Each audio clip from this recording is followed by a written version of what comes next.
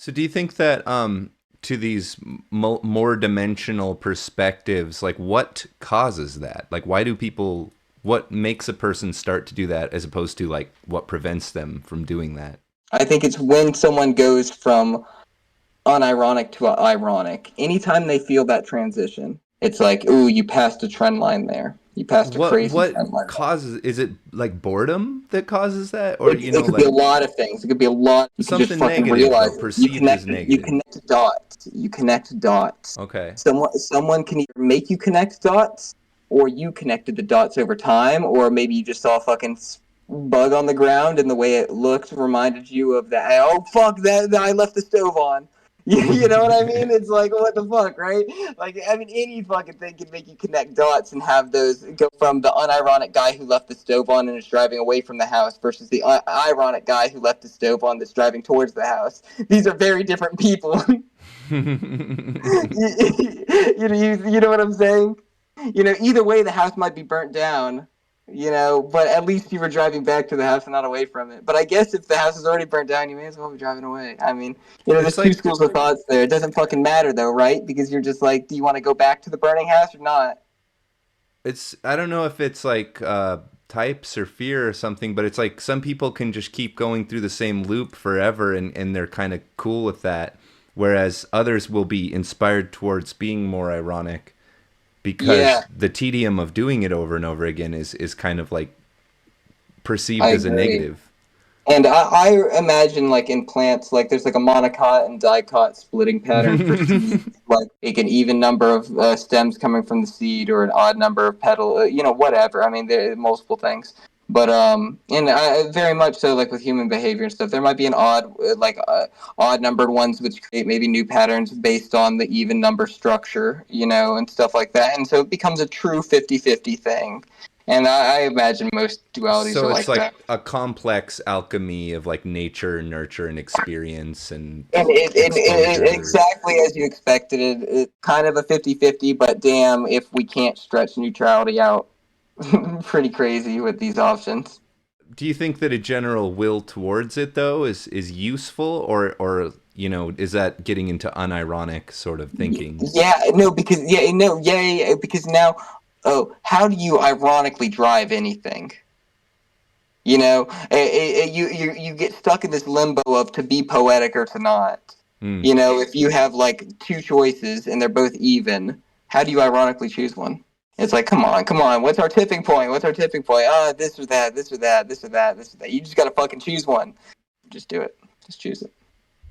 Yeah, I tend to be more earnest, and then over time I develop irony Yes. because of like, oh man, this hurts so much, but it did last time too, and the time before. And at this point, I'm sick of this story. Yep. I Yep. just am like, now it's a Exactly. joke to me. It's a Yep. fucking You become desensitized. Desensitization yeah. also adds to easier connection of dots. So let me turn down this music. You know what I mean? I'm a little too sensitive for this music going on at the same time I'm looking at this shit. Let me desensitize.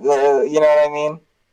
Well, Like get that's interesting too, because like, I turn mean, some take senses for off. example, watching grisly horror movies. It's like, Mhm. as a kid, I watched tons of them, and it was like little by little desensitizing me, so I wasn't scared anymore. But now I've dealt with more of reality, and I have less and less of a desire to watch things like that through application. I'm very desensitized to it in a way, but it's almost like the sensitivity starts coming back Oh yeah, you can because you're seeing it retrain on a it different because level.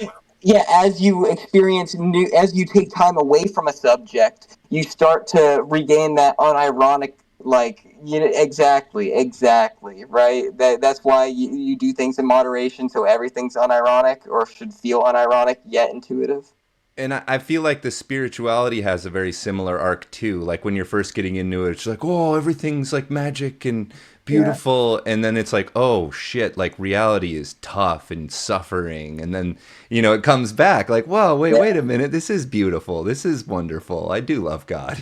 Yeah. But Then you from a meet the much guy. deeper and Then you more meet the fella. Then you meet the sinister, fella. yeah. So what happens? How do you meet the fella? How do you even say that? Right? I can't even. I'm even belittling to say that. Right? Like, isn't Absolutely. that the Yeah, funny that's part? Like, fair. isn't that I the funny part? Like, that's yeah. intimidating stuff. long story short, in Book of Job, he got hit with like, I mean, it wasn't, I mean, whatever, some bad things happened to him, and he was kind of like, and he was a good guy. He was genuinely a good guy. God went out of his way to say in the story that he was a good guy. I don't know. I guess he kind of rightfully challenged God, if you're gonna call it that. I mean, he was just a good guy that had some tough shit happen, and God just kind of showed him. He said, he vibe checked him real hard. He vibe checked him real hard. He vibe checked him real hard. He vibe checked him real hard. But in like a very wholesome way. He's like, "Where were you when I did all these? So did you do this, that, this?" And he went for pages on these things that he did. And where were you when I did these things?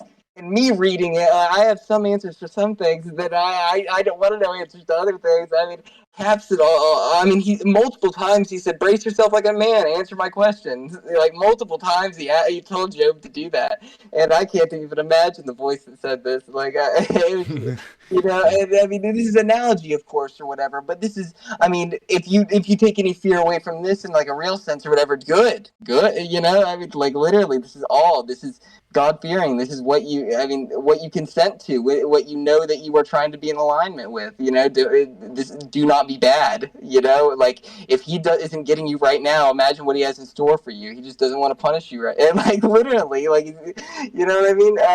But otherwise, if that's the case, if punishment is even your concern, I'm speaking to an audience that's afraid of punishment at this point. But he caps it all off by showing two beasts, and he says these monsters, these absolute fucking beasts, are still a part of his beautiful creation. Still a part of it. That's a part of his wonders right there. Both of these things are good. And can you believe that? As crazy as these two things look, they would destroy you. They wouldn't care. They wouldn't give any shits at all. Whatever.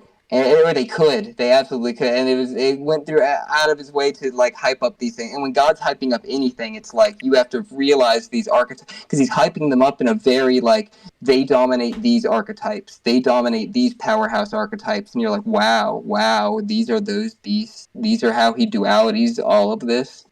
The unconscious and the conscious is what he describes in many ways as the two beasts. I mean, and how do you control or tame consciousness? The Leviathan, he calls it. He says, "How?" Well, I'm implying that it's consciousness and awareness, but consciousness in opposed to unconsciousness. How do you tame it? Can you catch it? Can you whatever? Would you show it off to people? Would you whatever? All these things, and the God went out of his way to say, if you did it once, you'll realize how tough it was and never do it again.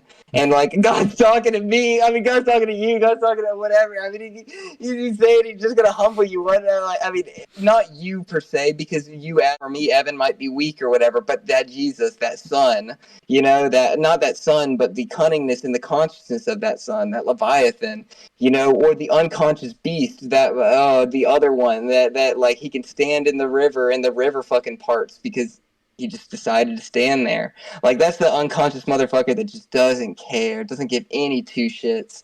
Like I know the archetype, I get its implications. It's offense and defense. You know, defense doesn't have to move. Offense is just trying to find an opening. Like I mean, he'll find any opening there is, but defense doesn't have to have one. They're both peaceful. They're both fine. They both just don't need to be fucked with.